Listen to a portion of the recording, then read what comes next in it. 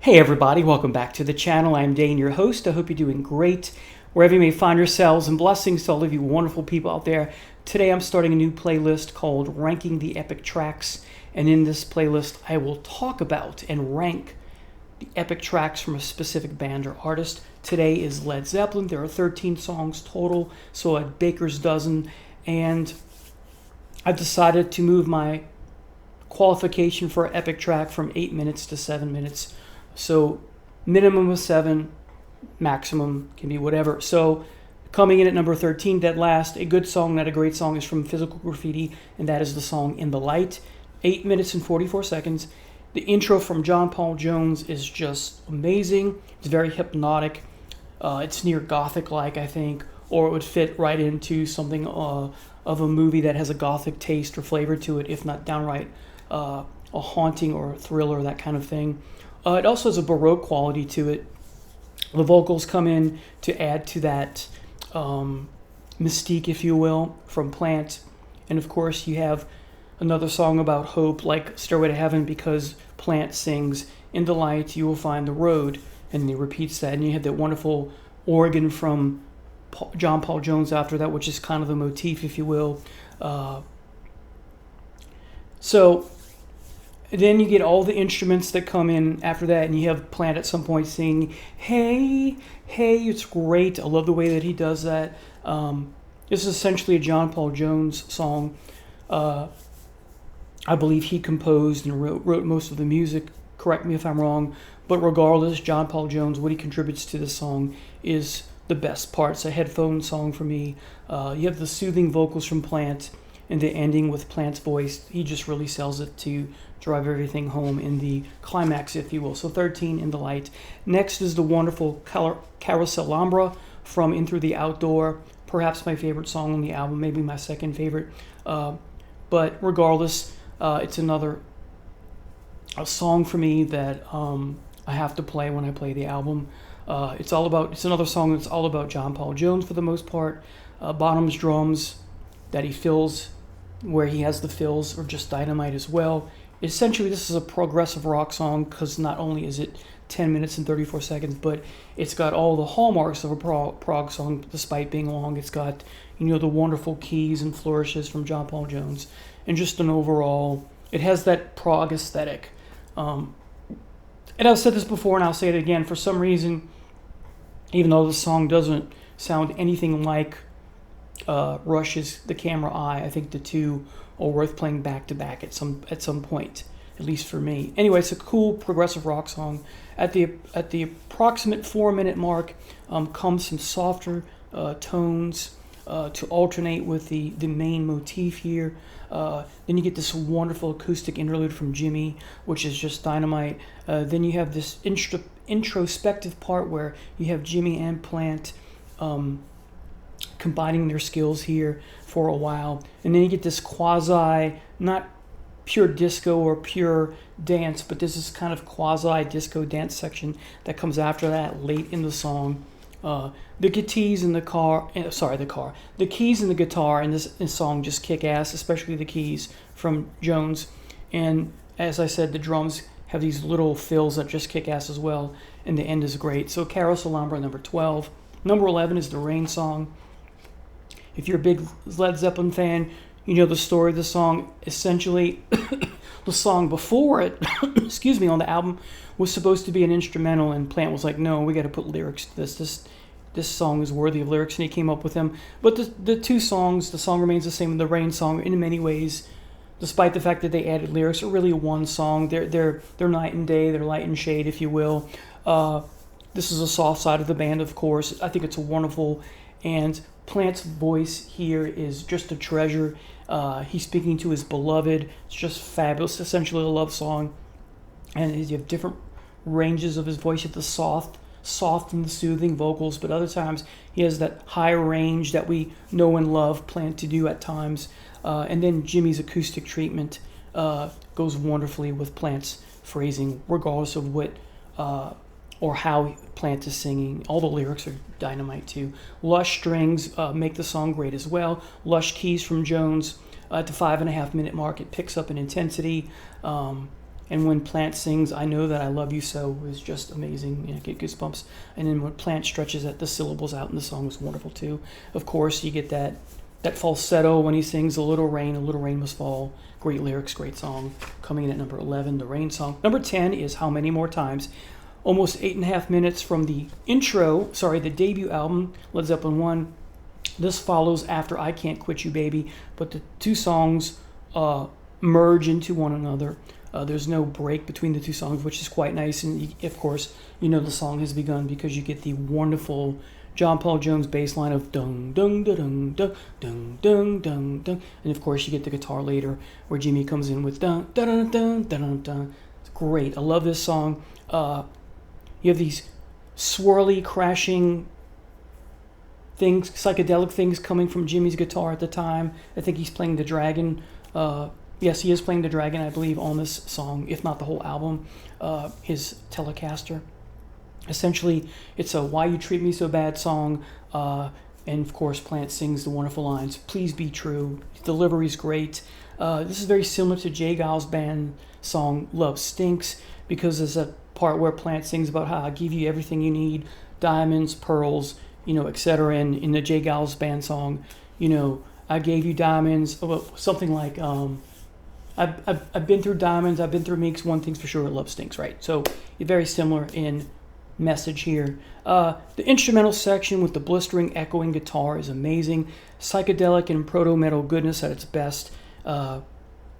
It's a heavy song for its day. I love it. Then you have that build-up and the marching like drums later on in the song. And everything at this point is moving towards returning to the motif of what we get in the intro with the walking bass lines from John Paul Jones. But at this point, you have different psychedelic effects. Plant singing "When I Was a Young Man," kind of narrating. "I couldn't resist," he says. And then you get to "Steal Away," the Hunter section, which was a different song that they added to it to make it stretch it out, because they would play this live often and stretch it like Dazed and Confused into 17 plus, 20 plus minutes long. But yeah, when Plant sings "Steal Away," it's great. The motif returns, of course, just making a great full circle. Back to the beginning. What a great song. 10. How Many More Times. Number 9 is "T for One," and almost 9.5 minutes long from the Presence album. The intro riff is great, and then Jimmy switched to a more bluesy style guitar because it is a bluesy song. Very much like a "Since I've Been Loving You" Part 2. Of course, different lyrics. Has the same vibe to it and the same bluesy depression, if you will, as "Since I've Been Loving You." Some of the same guitar tones, but it is a different song, of course. You have more soothing, warm vocals from Plant in the song to tell his story of his misery, his woe. Of course, you have the wonderful part where he says, he repeats "slipping a days" over and over again. "I gave you 24 hours" or something like that. Jimmy's heavy guitar at the 4-minute mark, where he mini launches into this little run, is amazing. With Bonham for support is just dynamite. Just Bonham kicks ass all the time, but he especially kicks ass here. Overall, a great moody piece. Blues all the way. Great song. Despite it's a little self-derivative from, as I said, "Since I've Been Loving You." Number 9, "T for One." Number 8, "When the Levee Breaks." We all know the story if we're Led Zeppelin fans. How they set up the drums at the bottom of the stairwell in the Headley Grange place, and you get the wonderful sound because of that. The harmonica here from Plant is dynamite. Another great blues song, of course. Jimmy's guitar complements Plant's harmonica so well. At the 2:40-minute mark, Plant's heavier voice, where he sings those ahs and ohs with Jimmy's bluesy tones, are just dynamite. The harmonica sounds like the visitation of a ghost throughout the song. It's haunting. And then you've got later on, you got Plant singing "Going Down, Going Down." You get the cool ending with the guitar flourish to end things. What a great song. Number 8, "When the Levee Breaks." Number 7, have to include this, 8 minutes 37 seconds from the Physical Graffiti album, Kashmir. And quick anecdote here, I would always wait. I listened to the radio a lot as a kid. My mom gave me a stereo at a very early age, 10 or 11, if not earlier than that. And I would play on the. I I would turn on the radio when I come home from school, or at some point after dinner, or at some point during the evening or night, just in the hopes that this would come on, and usually it would. It's a dreamy song. The strings are so powerful. Poetry type song, meditative song, a headphone song, definitely because of those strings and other things. Just so many textures going on here. At the 2.5 minute mark, Plant's voice, he makes those Janis Joplin gravelly. Well, he has in the song Plant's, regardless of whether it's 2.5 minutes, but it's beginning at the 2.5 minute mark where we begin to hear Plant's voice, perhaps imitating that Janis Joplin gravelly goodness, if you will. Those oohs and what have you come back, in other words. And when he stretches at the end of the song, the phrase, "let me take you there," especially the word there, he stretches that word really well. So compelling, so emotionally driven, and then it fades out. It's perfect. What a perfect song. I love the song. Number 7, Kashmir. Number 6, In My Time of Dying, 11 minutes, 4 seconds long, Physical Graffiti. Great bluesy intro from Jimmy. Like the previous song, Plant's vocals are overwhelmingly amazing. All these songs, really. The best part of the song for me that I enjoy the most is Bonham's drums. When he plays these heavy parts, it's just a time-keeping masterpiece here. And in general, at the 4 minute mark, you have the upbeat part, Plant pleading with St. Peter and St. Gabriel, and then the drums here are wonderful as well. 5.5 minute mark, you get Jimmy's solo. Just a run of wonderful instrumentation all around after that with all the members here. And of course, for many of us, because we talk about it, don't we? I've heard many people talk about it, where our favorite part, if we could pinpoint one brief moment of the song that makes us think of the song, is at the 9 minute mark or thereabouts, where you have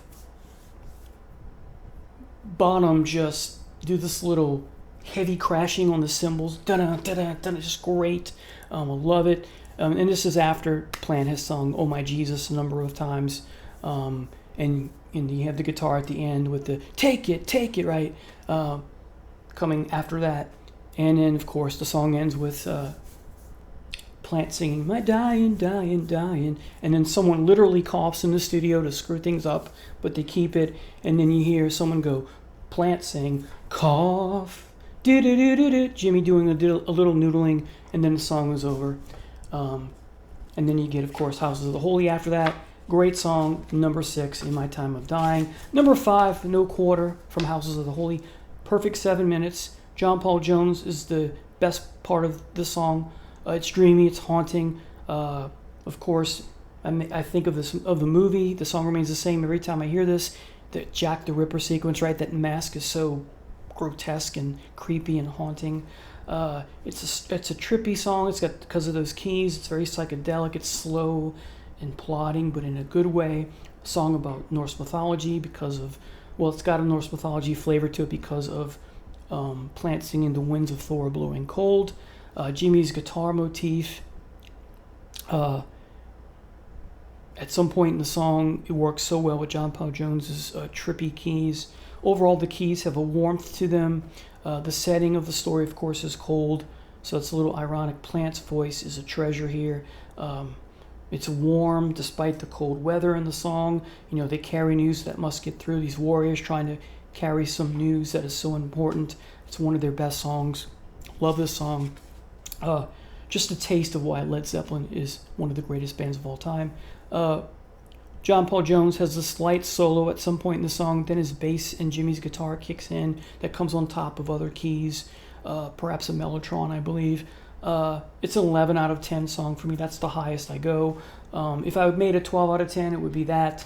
But yeah, I gotta listen to headphones with the song when I listen to the song because of all the things I've said. Of course, the outro, you can't hear it all perfectly unless you have headphones, because it's a wonderful thing where Plant sings, "I hear the dogs of doom howling more." Great song. Number 5, No Quarter. Number 4, Since I've Been Loving You, 7 minutes, 25 seconds. One of the greatest blues rock songs of all time. The guitar approaching the 1 minute mark. Plant sings, "Oh," is just where things kick in. He goes, it's just a very simple "oh," and you hear bow, bow, bow. I can't do it right, but it's great. It's a gripping song. Headphones to hear all the nuances from John Paul Jones. Plant, again, the male Janis Joplin here. He stretches those syllables out wonderfully. The guitar solo is one of Jimmy's best. The live version from The Song Remains the Same is great as well. So number 4, Since I've Been Loving You. Number 3, Achilles' Last Stand from Presence. Plant, as you know, broke his ankle in a car accident in Morocco, which inspired him to do the song. He had to sing in a wheelchair for the recording of this album, and I think when they toured at one point, the song is rife with different meanings. I had my students one year do a paper where they compared the lyrics here, to a W.H. Auden poem. I think it's called The Shield of Achilles, or they could choose to do The Triumph of Achilles by Louise Gluck, and there was something else. There were 4 things. There were 3 other poems they could choose from. I can't remember the third poem, but anyway, it has many meanings. It's poetically rich. Greek mythology, of course, about the Iliad, but it's more than that because it's also about British mythology, because Plant refers to Albion, which is a reference to England or Britain. It's Homeric, yet it's a love song. It's so much more. It's about so many different things. And Jimmy's guitar right off the bat is wonderful. Everyone comes in at the beginning except Plant, and then when he comes in approaching the 50-second mark, and when he says, he's speaking to his beloved, because that's what this parcel to the song is, that it's a love song.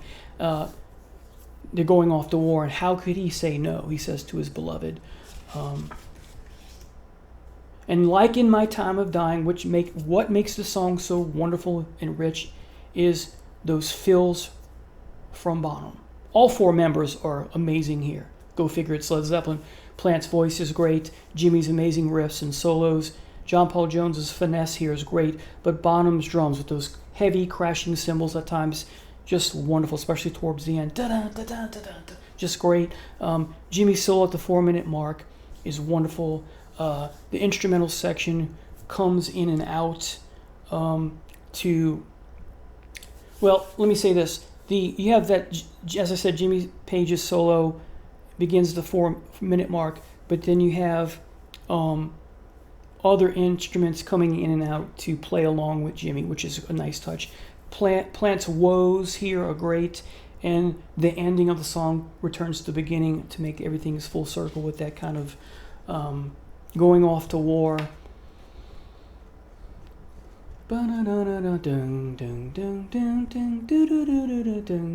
That's great. All right. Number 2. So that was number 3, Achilles' Last Stand. Number 2, Dazed and Confused. The live version from The Song Remains the Same. 26 minutes and 52 seconds. This, for me, is the definitive version. I like the shorter version on the debut, but for me, this is the definitive version. Great bass intro from John Paul Jones. Stellar, mysterious sounding, trippy, bluesy, psychedelic guitar in the song through and through. The 4-minute mark, Plant staccato and stuttering Joplin-esque vocals are great. Jimmy goes to tear after that, slows rather at the 6-minute mark, and then you get these hushed vocals from Plant. Then it gets heavy again with Plant's heavy I know stuff that's going on. It's great. 8:25, a little creepy and haunting sounding. The bowstring section begins where Jimmy's playing his guitar with the bowstring. Of course, Lifeson imitates this on By Torn the Snow Dog. Then you get those ah-ha-has at the 13 plus change mark from Plant, which are delightful. Approaching 60 minutes, you got all the instruments are just amazing, and John Paul Jones' bass with Jimmy is so delightful. The way they 2 mesh in this section is great. You get another solo after the 17-minute mark, and at the 22-minute mark, you have the return to the motif from the beginning of the song with John Paul Jones' bass, and then at the 23-minute mark, more Joplin-esque type vocals from Plant, and then the winding down, the climax with the great drums from Bonham is just amazing. So number 2 is Dazed and Confused, a live version, approaching 27 minutes. Finally, number 1, 8 minutes, 2 seconds, Stairway to Heaven. Acoustic guitar, goodness here from Jimmy, perhaps some of his best work. You have the flute or the zither sound that comes in almost immediately to complement what Jimmy is doing on his acoustic guitar. Perhaps that's something made from John Paul Jones's keys, I'm not sure. The lyrics are so wonderful, perhaps the band's best. Can do so much interpretation-wise here. Plant's delivery is his best throughout the song, whether he's singing soft or when he gets heavy. towards the end. It's the most beautiful voice it's the most beautifully sung song by Plant in the entire discography. The Rain song might be number 2. This is the most compelling song of their discography, if you ask me. You have the vocals, the lyrics rather. Dear lady, can you hear the wind blow? And did you know your stairway lies in the whispering wind? And that's when things pick up, right? You get the da da da da da da da da dun dun dun, and then we go from there, right? And then the solo kicks in.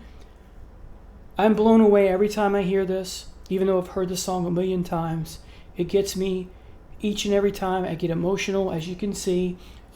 It's that, because it's a spiritual song. I don't believe when Plant says that the song to him is pompous now. There's nothing pompous about a song about hope. Anyway, but that guitar cries. It's amazing. My 2 favorite solos of all time. This is number 2. This comes a close second to Lifeson's crying, weeping guitar in the live version of La Via Strangiato on Exit Stage Left. This is a close number 2. And then, of course, you get the wonderful, and as we wind down the road, get heavier yet still beautiful vocals from Plant. And then perhaps the best lyrics of all here are towards the end of the song, things are ending. And if you listen very hard, the tune will come to you at last. And then Bonham goes to town for a quick minute. Not a literal minute, but it's amazing. And then when all are one and one are all, to be a rock and not to roll. And the way that Plant stretches the word roll on and on and on. Again, I get emotional. You can see it in my face because it's that beautiful. Such an emotional touch here. And then, of course, we finally get the return to the lyrics.